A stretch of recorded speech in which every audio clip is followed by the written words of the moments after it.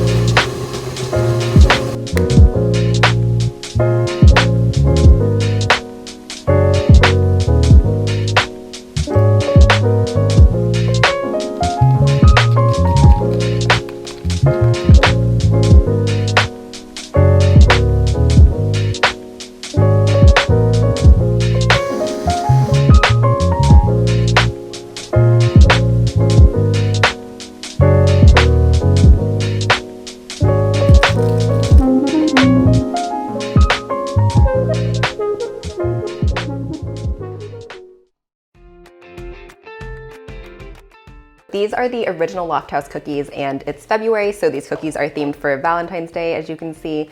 The main ingredients in these are sugar, enriched flour, margarine, and I think there's some egg and other artificial flavorings. This frosting, I have to say, is much thinner than I remember it being in college. I remember like a super thick layer of frosting, so let's break it open and see how they taste.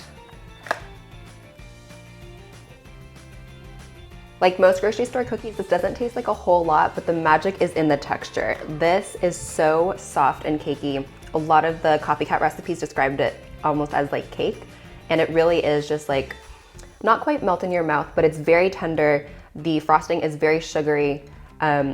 Altogether, it just kind of tastes like sugar and a little bit of vanilla, but the texture is just magical. So excited to see what the other cookies will be like. This recipe is by Brown Eyed Baker, and there are a lot of very similar butter and sour cream based Lofthouse Copycat recipes on the internet. I think the original recipe actually comes from a blog called Recipe Secrets, but I chose to use Brown Eyed Baker's blog because her instructions are a little more precise, and she's one of the top results when you Google Lofthouse cookie recipe. So this is a butter and sour cream based cookie. It calls for an overnight rest to make the dough a little bit more manageable when you're working it, and a high oven temperature at 425. So I'm gonna break it open and see how it tastes.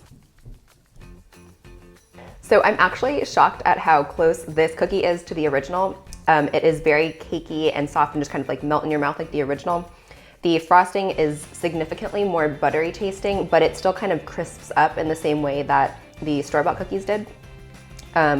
Overall, I think the sour cream is key in helping make these cookies very like thick and moist and cakey. So great recipe, would definitely try it again. This recipe is Sally's Baking Addiction's version of Lofthouse cookies, and this recipe is somewhat similar to Brown Eyed Baker, but Sally actually uses double the amount of butter, more sour cream, more egg, more sugar. It also calls for an overnight rest, but this gets baked at a lower temperature of 350 degrees, and she also adds almond extract to her cookies.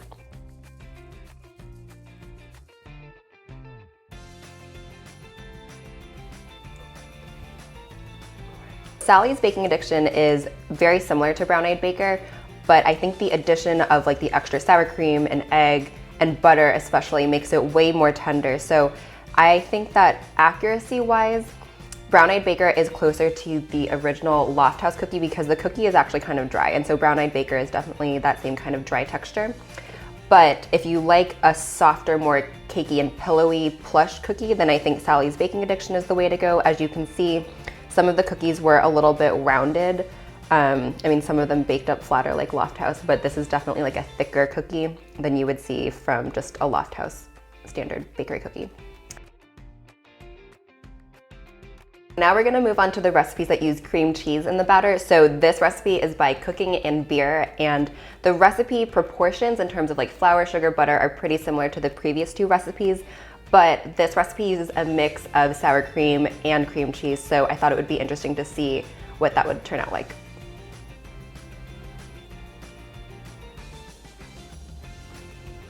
If I'm being honest, this cookie tastes very similar to the previous two.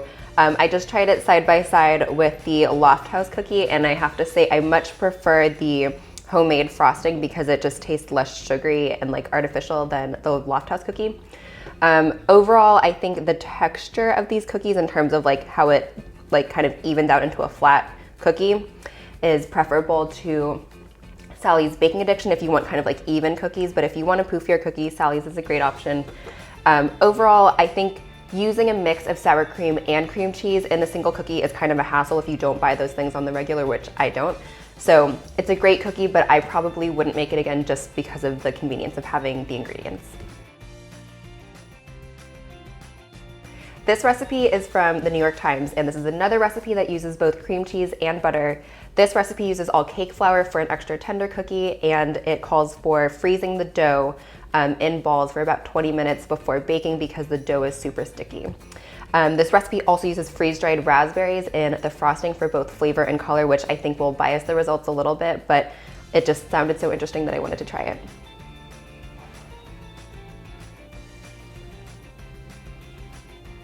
In his YouTube video, I think that Eric mentions that these cookies are basically muffin tops, and I would say that definitely holds true. These are the most cakey of all the cookies that we've made so far.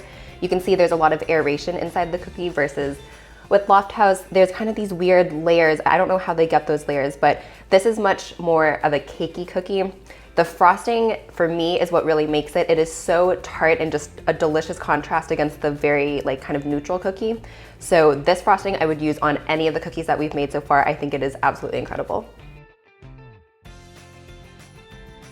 This recipe is by Cooking Classy. This is another recipe that uses cake flour in addition to cornstarch for a super tender cookie. She also uses a combination of butter and shortening in these cookies, and she adds an extra egg white to kind of get that white cake kind of flavor to it for like a really pillowy bite.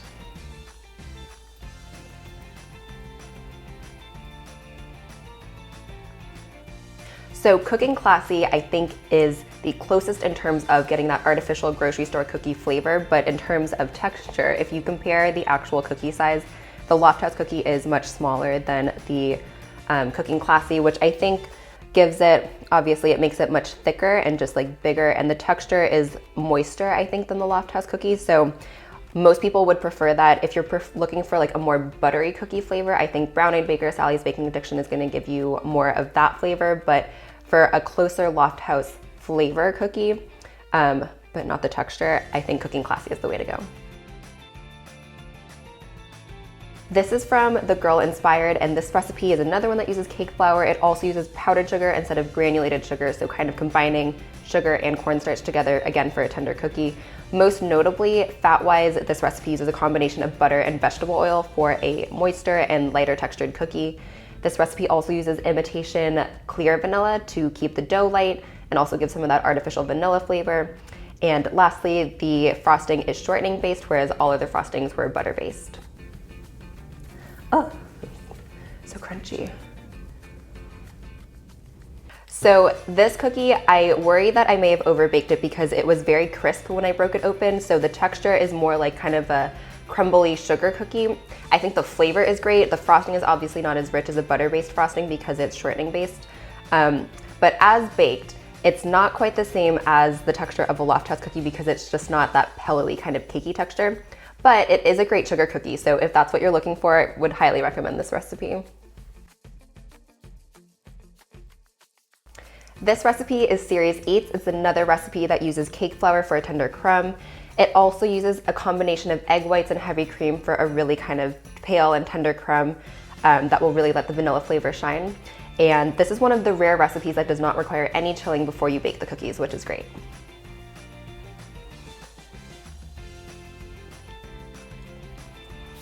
I really like this cookie for its texture. I think you kind of get like a toothsome bite in the same kind of way that you get from a Lofthouse cookie. I think it's a little more moist, which is always a good thing for a cookie. But what's distracting to me is the frosting is just so sweet. So this is basically just heavy cream and sugar whipped together, whereas the other cookies all use kind of a buttercream. So for me, the frosting is like very distracting on top of the cookie. But if you like super sweet things, I think this would be a great option. And if you just wanted to make the base of this cookie with like the frosting from New York Times, for example, I think that would be a great combination. This recipe is by Sugar Geek Show, and so it uses all of the same tricks that we've seen to get a super tender cookie. So cake flour, cornstarch, powdered sugar. It uses a combination of vanilla and almond extract, and most notably, it offers an option to use half margarine, half butter, since the original Lofthouse cookies use all margarine. So I went ahead and did that just to see how they would turn out.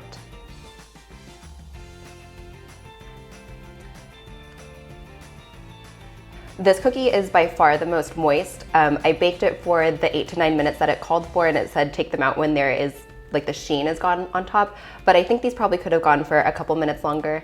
For me, these are way moister than a Lofthouse cookie, and the taste is kind of like weirdly salty, which I think is coming from the margarine. I used Earth Balance, which is kind of like a vegan margarine, just because that's what I had on hand. Probably would not recommend that next time. I would try these again with all butter because I think the texture is really nice. The flavor would be better with butter. So overall, I think they're a great cookie. I just would have used a different brand of margarine.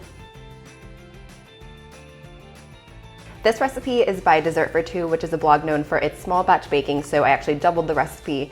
But this recipe was really interesting because it only uses 1 egg yolk and some heavy cream to moisten the dough, so instead of any sour cream or cream cheese, that's basically the only dairy that's introduced into the butter-based dough.